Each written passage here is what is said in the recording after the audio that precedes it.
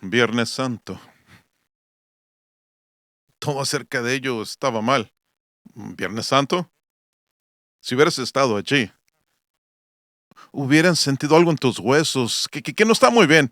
No en la mañana, el sol salió esa mañana y dio su luz como cualquier otro día. Y los visitantes de la Pascua llenaban las calles como todo otro día.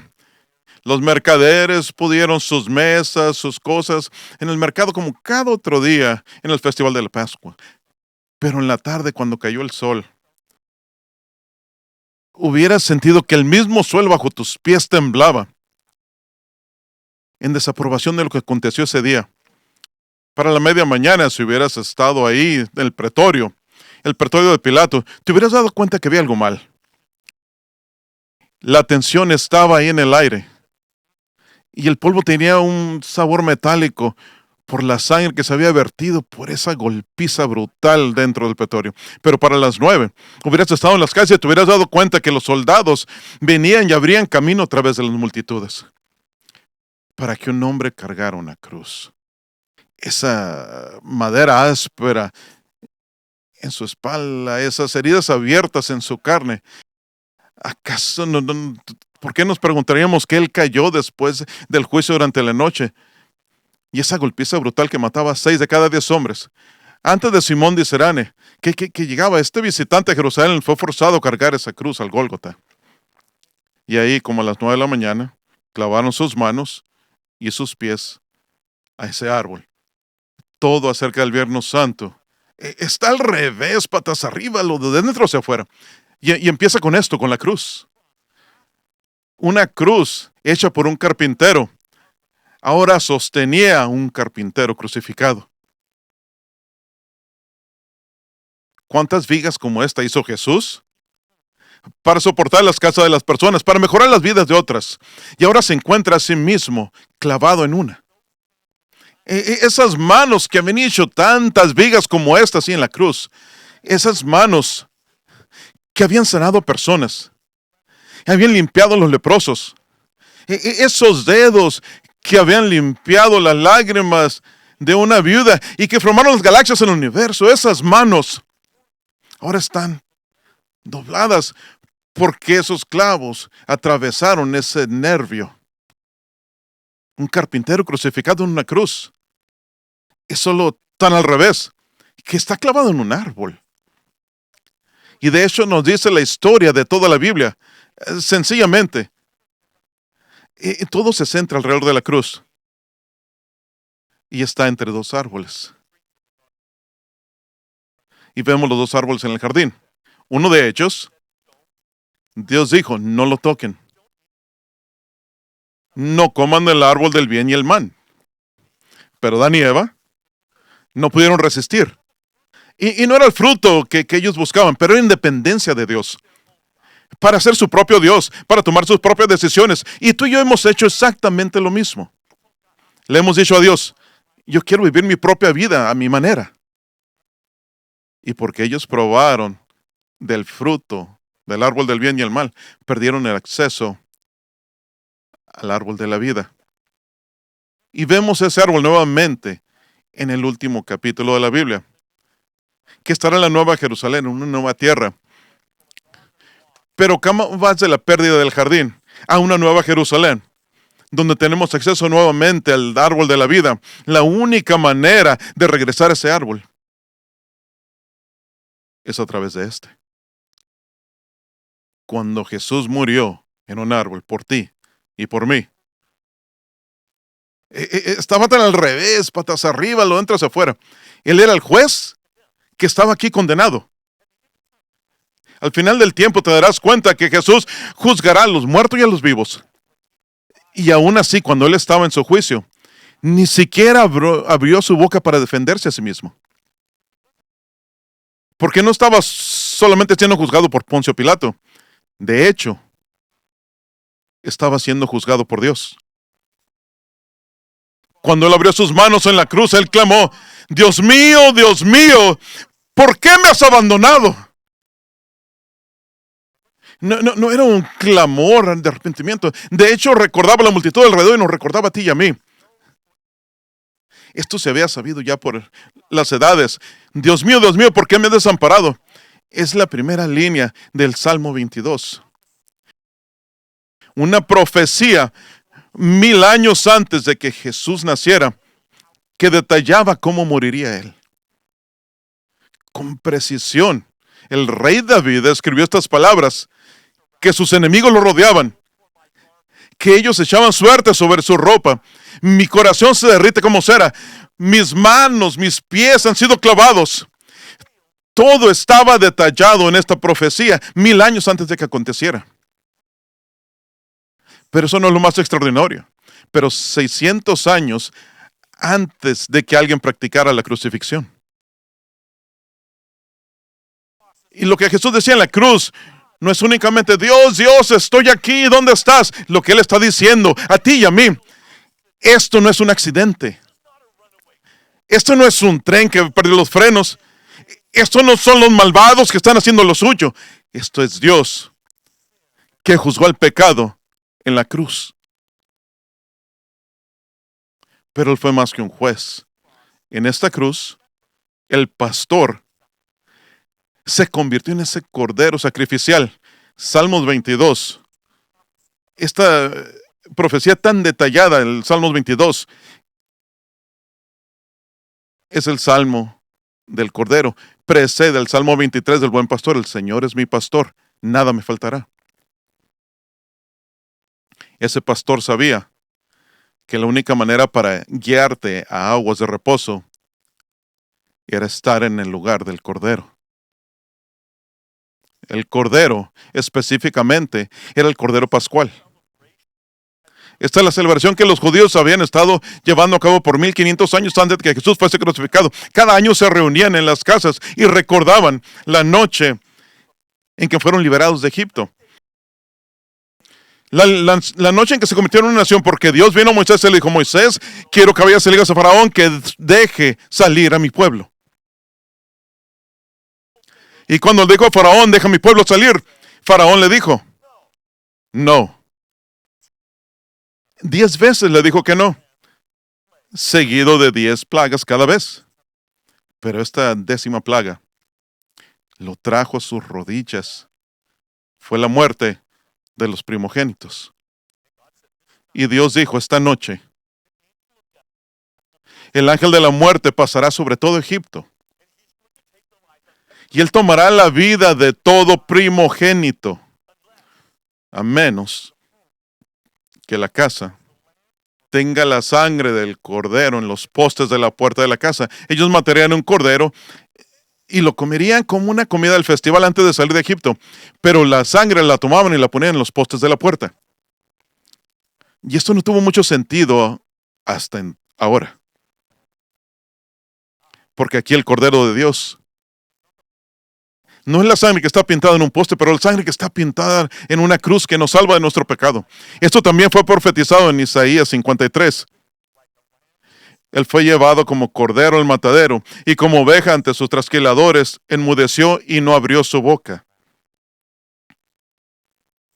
Se rehusó a defenderse a sí mismo, para él poder venir en tu defensa y en mi defensa. Él es más que un juez que fue juzgado, es más que un pastor que fue un cordero. Él fue el Salvador, que no pudo salvarse a sí mismo. Y ese era un punto de burla ahí en la cruz. Si hubieras estado ahí, te hubieras dado cuenta que los líderes religiosos dijeron: o salvó a otros, que se salve a sí mismo. Si es el Mesías, si es el Cristo, el escogido. Y las multitudes se burlaban de Jesús, imitando a sus líderes. Y los soldados, usando lo mismo, imitaron a los líderes y se burlaban de Jesús. A uno de los ladrones en la cruz usó las mismas palabras en contra de Jesús. Y esto fue lo único verdadero que dijeron ese día. Porque Jesús no podía salvar a otros y salvarse a sí mismo. Él sabía que había salvado a otros. A la mujer que fue encontrada en adulterio en el templo, ella le salvó a ella. Ella le debía su vida a Jesús. También la viuda, su hijo había muerto. Y ella estaba desquiciada y era pobre. Y Jesús viene con ella y el niño se levanta, salvó a la viuda, salvó a sus discípulos en la barca. Vino la tormenta golpeando ahí en el mar de Galilea y ellos sabían que morirían. Jesús está en la parte de atrás de la barca durmiendo y van y lo despiertan. Jesús, ¿qué no te importa si morimos? Yo creo que esperaban que él saliera de la barca. Pero él se puso de pie y le dijo a la tormenta a sí misma, calla. Y lo hizo. Él pudo haber salvado a otros. Pero lo que él no pudo hacer era salvar a otros y salvarse a sí mismo a la misma vez. Así que se burlaron de él. Si eres el rey de Israel, gritaban las multitudes, bájate de la cruz. ¿Qué tipo de rey eres? El tipo de rey que ellos esperaban no era el tipo de rey que sería crucificado. No sería él el que haría las crucifixiones. Él conquistaría a los romanos y los mandaría a casa. Pero este rey no lo entendieron. No era un rey que podía salvarse a sí mismo y salvarte a la misma vez. ¿Qué tipo de rey es este?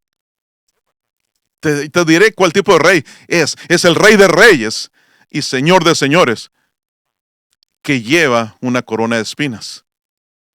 Un rey que lleva una corona de espinas. Y sí, y es un rey que él guía sirviendo. Y es un rey que conquista muriendo.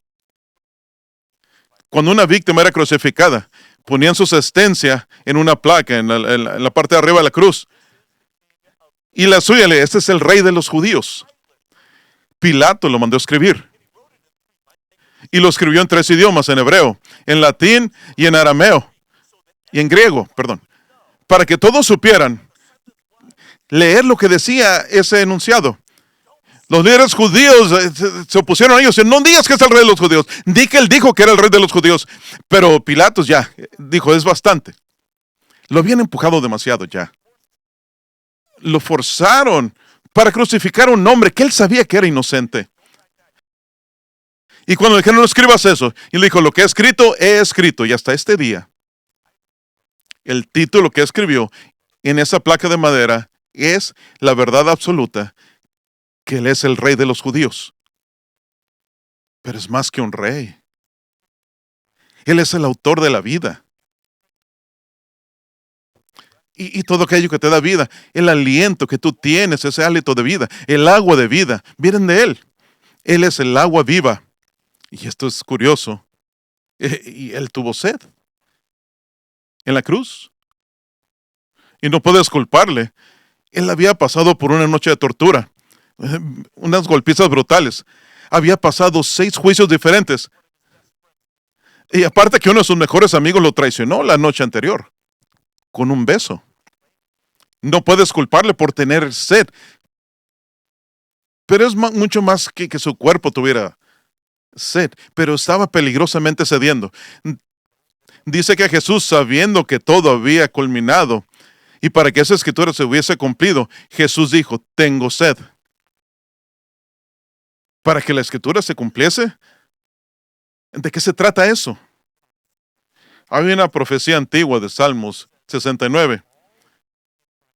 Dice, me pusieron hiel en mi comida y me dieron vinagre para mi sed. Y es exactamente lo que aconteció en la cruz. En la cruz los soldados jugaban sus ropas. Lo que le ofreció le llaman pasca. Y esto es algo bien agrio en ese vinagre. Y cuando Jesús dijo, tengo sed, uno de los soldados metió una esponja a la pasca y lo pusieron en una vara y lo levantaron y lo forzaron a beber. Y Jesús se rehusó a beberlo. ¿Por qué si tenía sed? Y podía ser porque solo se burlaban de él y por eso agrio se burlaban de él.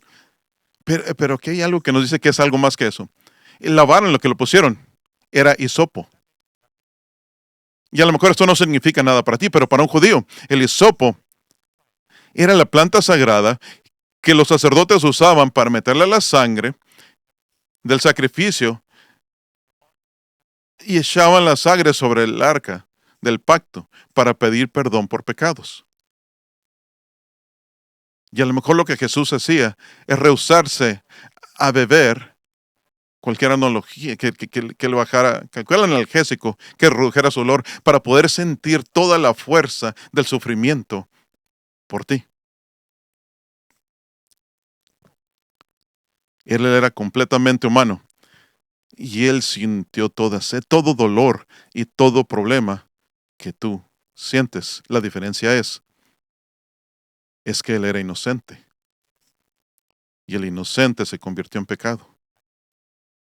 Y no quiero decir que él solamente tomó el pecado, pero se convirtió en pecado por nosotros. No era correcto. Estaba al revés, patas arriba, dentro hacia afuera. Y muchas personas no lo reconocieron en ese día, pero uno sí lo hizo. Y nunca pensarías que él lo reconoció. Era uno de los dos ladrones que estaban ahí en la cruz. Y sabes que estos hombres no solo eran criminales que habían matado, que se robaban algunas cosas, pero eran guerreros. Los romanos le llamaban terroristas. Y conocimos a uno más temprano en el día, al que le llamaban Barrabás. Cuando Pilatos trataba de liberar a Jesús, les dio una elección que parecía ser tan obvia. Les voy a dar un prisionero. ¿Quieren a Jesús o quieren a Barrabás? Barrabás era un asesino, un terrorista, un ladrón, un criminal, un guerrillero. Jesús, él tomaba a los bebés en sus manos, protegía a las viudas, perdonaba a las prostitutas. ¿A cuál de los dos quieren? Y como que los guiaban demonios, gritaron: ¡Barrabás!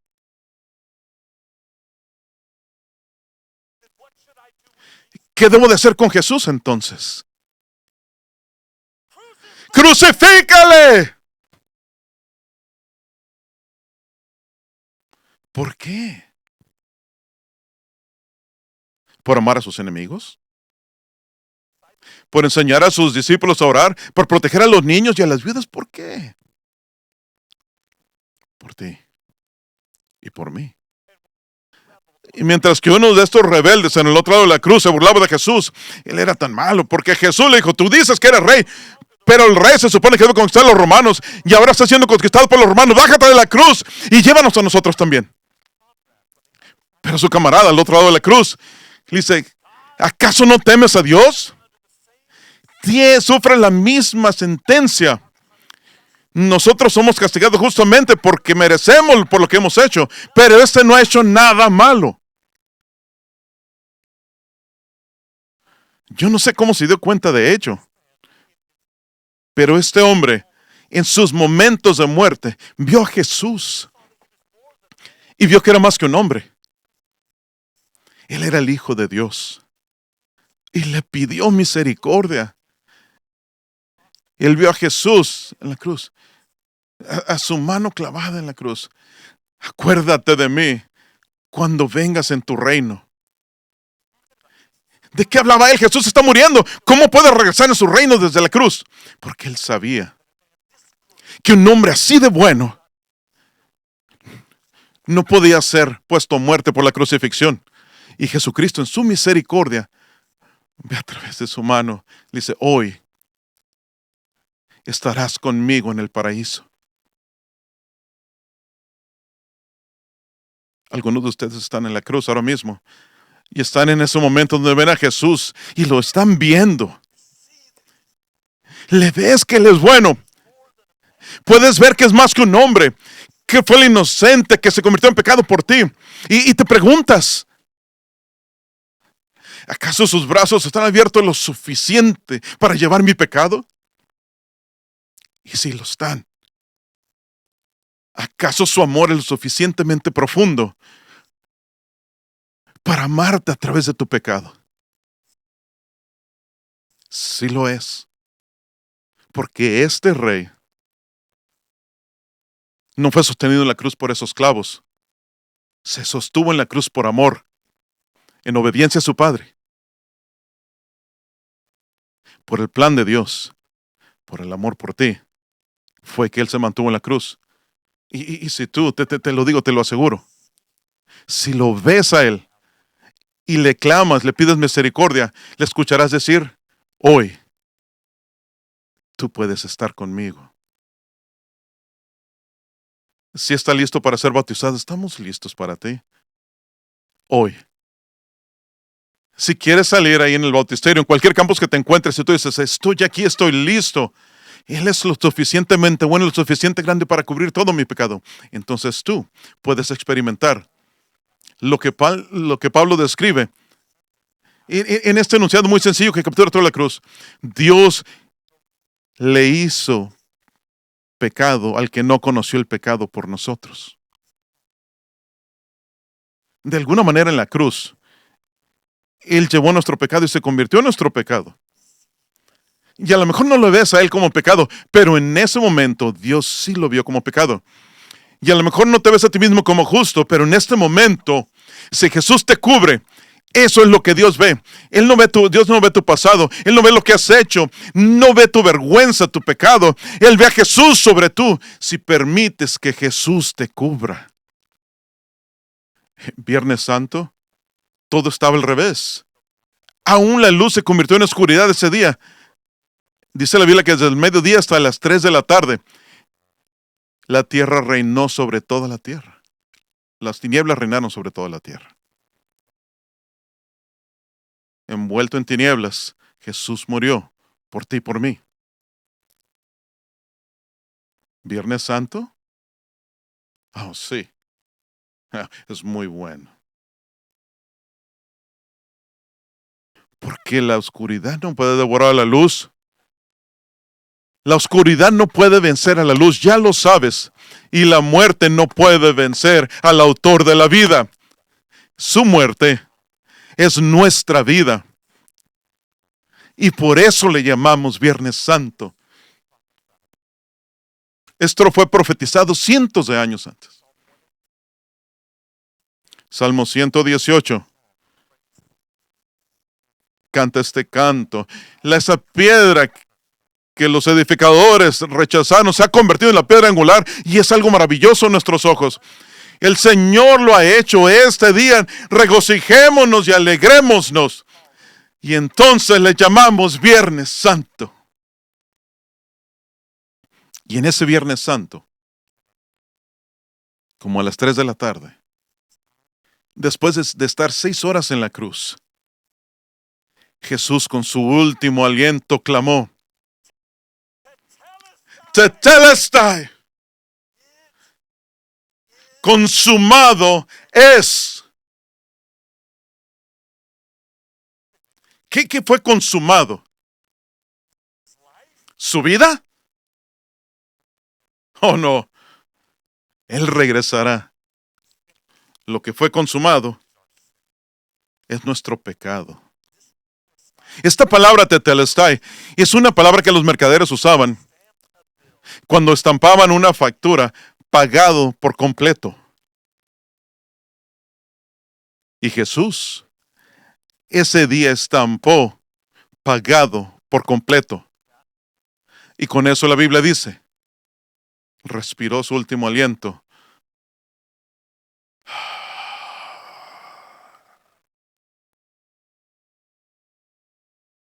Y con esto, nosotros podemos respirar otra vez. Si celebramos el Viernes Santo, cuán alrevesado parezca ser. Porque Jesús no puso las cosas de arriba, patas arriba, Él puso las cosas correctamente. Y no solo le celebramos a Él en el Viernes Santo. Cada semana, para nosotros es un Viernes Santo. Porque cada semana tomamos estos emblemas del cuerpo y la sangre de Jesús. Si recogiste uno de estos al entrar, queremos invitarte a que lo abras ahora mismo.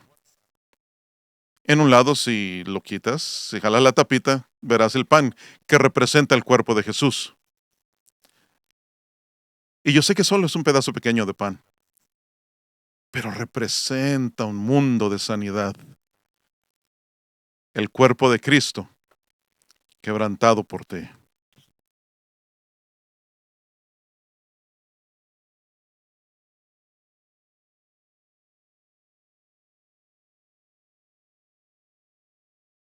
Y en el otro lado está la copa que representa su sangre.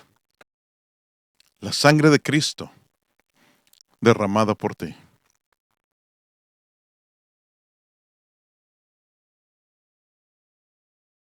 Padre Santo,